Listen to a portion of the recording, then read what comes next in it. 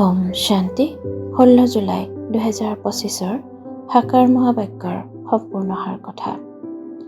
মৰমৰ সন্তানসকল, যিজন সকলোৰে সদ্গতি কৰোতা জীৱন মুক্তিদাতা, তেওঁ তোমালোকৰ পিতা হৈছে। তোমালোক তেওঁৰ সন্তান, তেন্তে কিমান নিচা থাকিব লাগে?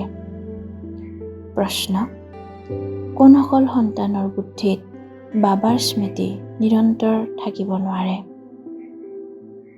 উত্তৰ: যিসকলৰ সম্পূৰ্ণ নিশ্চয়তা নাই, তেওঁলোকৰ বুদ্ধিত পিতাৰ স্মৃতি স্থায়ী হৈ থাকিব নোৱাৰে।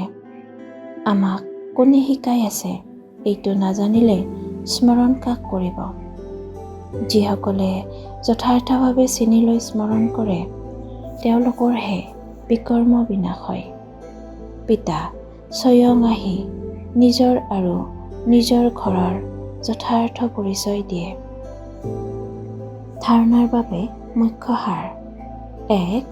এই পুৰণি সৃষ্টিৰ পৰা বেহদৰ বৈৰাগী হৈ নিজৰ দেহকো পাহৰি শান্তিধাম আৰু সুখধামক স্মৰণ কৰিব লাগে। নিশ্চয় বুদ্ধিৰ হৈ স্মৃতিৰ যাত্ৰাত থাকিব লাগে। 2. আমি এই সেয়া আছিলোঁ, আমি এই হ'মগৈ। এইটো মন্ত্ৰ যথাৰ্থভাৱে বুজি এতিয়া ব্ৰাহ্মণৰ পৰা দেৱতা হোৱাৰ পুৰুষাৰ্থ কৰিব লাগে। সকলোকে ইয়াৰ যথাৰ্থ অৰ্থ বুজাব লাগে।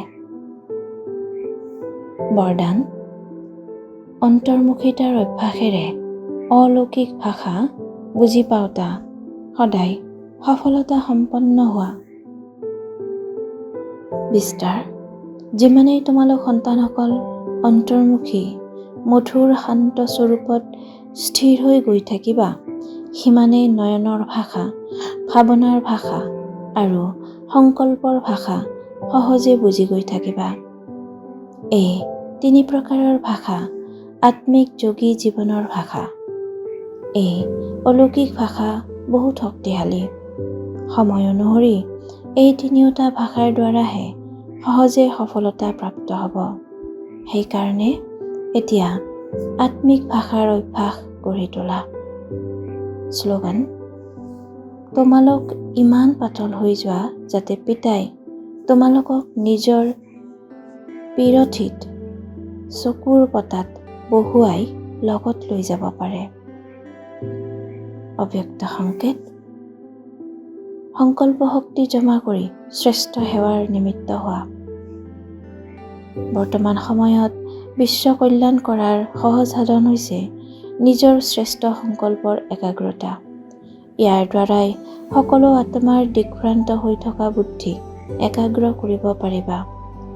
বিশ্বৰ সকলো আত্মাই বিশেষকৈ এইটোৱে ইচ্ছা ৰাখে যে দিকভ্ৰান্ত হৈ থকা বুদ্ধি একাগ্ৰ হৈ যাওক বা মন চঞ্চলৰ পৰা একাগ্ৰ হৈ যাওক। ইয়াৰ বাবে একাগ্ৰতা অৰ্থাৎ সদায় একমাত্ৰ পিতা, অন্য কোনো নাই, এইটো স্মৃতিৰে একৰস স্থিতিত স্থিৰ হোৱাৰ বিশেষভাৱে অভ্যাস কৰা। ওম শান্তি।